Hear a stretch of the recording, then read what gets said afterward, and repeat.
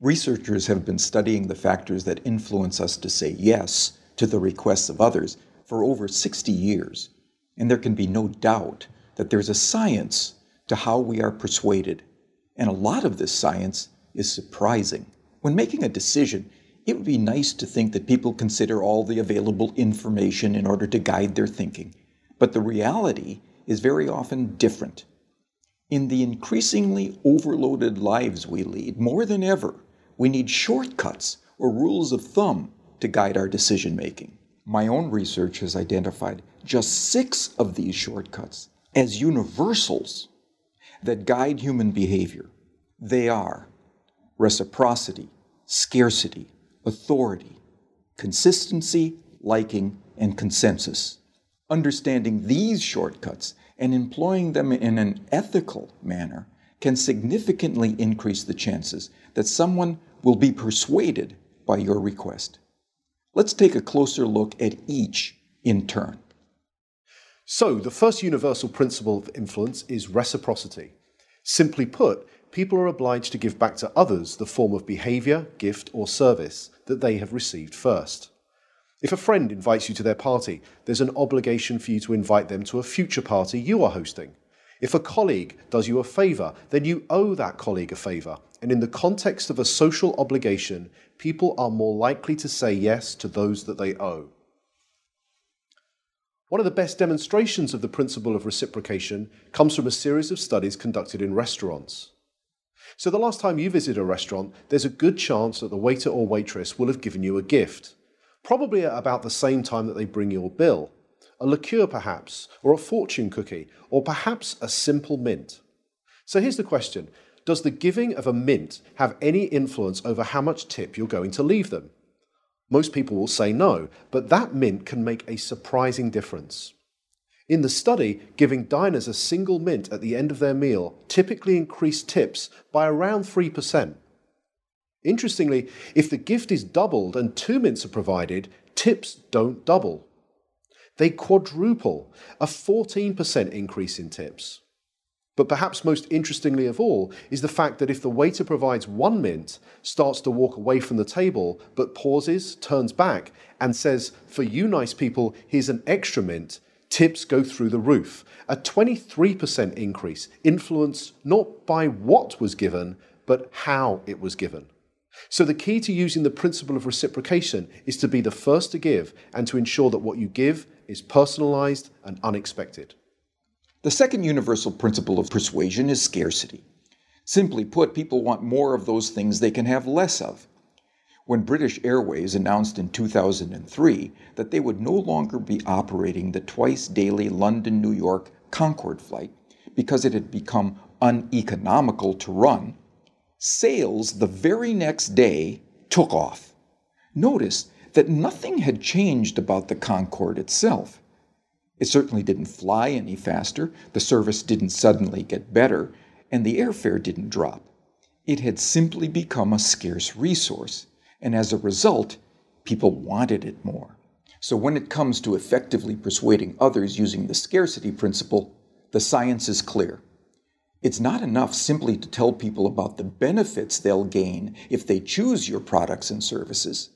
You'll also need to point out what is unique about your proposition and what they stand to lose if they fail to consider your proposal.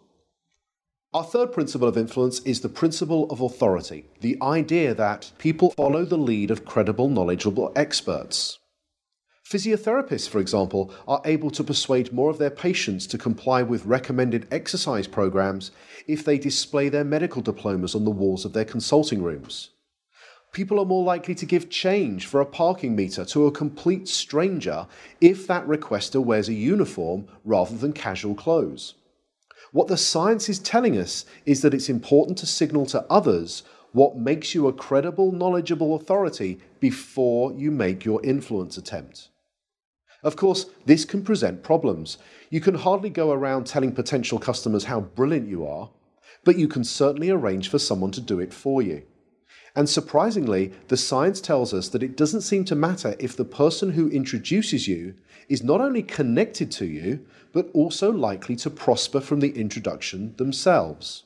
One group of real estate agents were able to increase both the number of property appraisals and the number of subsequent contracts that they wrote by arranging for reception staff who answered customer inquiries to first mention their colleagues' credentials and expertise. So, customers interested in letting a property were told, "Lettings? Let me connect you with Sandra, who has over 15 years' experience letting properties in this area." Customers who wanted more information about selling properties were told, "Speak to Peter, our head of sales. He has over 20 years' experience selling properties. I'll put you through now." The impact of this expert introduction led to a 20% rise in the number of appointments and a 15% increase in the number of signed contracts. Not bad for a small change informed from persuasion science that was both ethical and costless to implement. The next principle is consistency. People like to be consistent with the things they have previously said or done. Consistency is activated by looking for and asking for small initial commitments that can be made. In one famous set of studies, researchers found, rather unsurprisingly, that very few people would be willing to erect an unsightly wooden board on their front lawn to support a Drive Safely campaign in their neighborhood. However, in a similar neighborhood close by, 4 times as many homeowners indicated that they would be willing to erect this unsightly billboard. Why? Because 10 days previously, they had agreed to place a small postcard in the front window of their home that signaled their support for a Drive Safely campaign. That small card was the initial commitment that led to a 400% increase in a much bigger but still consistent change. So, when seeking to influence using the consistency principle, the detective of influence looks for voluntary, active, and public commitments and ideally gets those commitments in writing.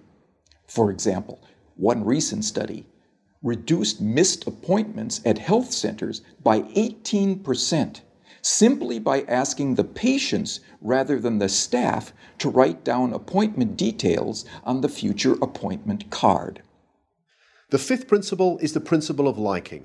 People prefer to say yes to those that they like. But what causes one person to like another? Persuasion science tells us that there are 3 important factors. We like people who are similar to us, we like people who pay us compliments, and we like people who cooperate with us towards mutual goals. As more and more of the interactions that we are having take place online, it might be worth asking whether these factors can be employed effectively in, let's say, online negotiations. In a series of negotiation studies carried out between MBA students at 2 well-known business schools, some groups were told, "Time is money, get straight down to business." In this group, around 55% were able to come to an agreement.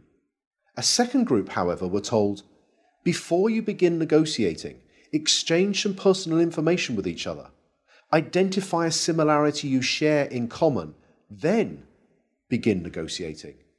In this group, 90% of them were able to come to successful and agreeable outcomes that were typically worth 18% more to both parties.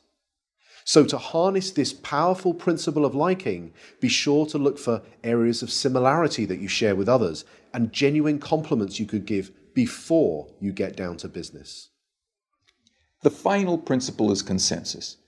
Especially when they are uncertain, people will look to the actions and behaviors of others to determine their own. You may have noticed that hotels often place a small card in bathrooms that attempt to persuade guests to reuse their towels and linen. Most do this by drawing a guest's attention to the benefits that reuse can have on environmental protection. It turns out that this is a pretty effective strategy, leading to around 35% compliance. But could there be an even more effective way? Well, it turns out that about 75% of people who check into a hotel for 4 nights or longer will reuse their towels at some point during their stay. So what would happen if we took a lesson from the principle of consensus and simply included that information on the cards and said that 75% of our guests reuse their towels at some time during their stay, so please do so as well. It turns out that when we do this, towel reuse rises by 26%. Now imagine the next time you stay in a hotel, you saw one of these signs. You picked it up and you read the following message. 75% of people who have stayed in this room have reused their towel. What would you think? Well, here's what you might think. I hope they're not the same towels. And like most people, you'd probably think that this sign will have no influence on your behavior whatsoever. But it turns out that changing just a few words on a sign to honestly point out what comparable previous guests have done was the single most effective message, leading to a 33% increase in reuse. So, the science is telling us that rather than relying on our own ability to persuade others, we can point to what many others are already doing, especially many similar others.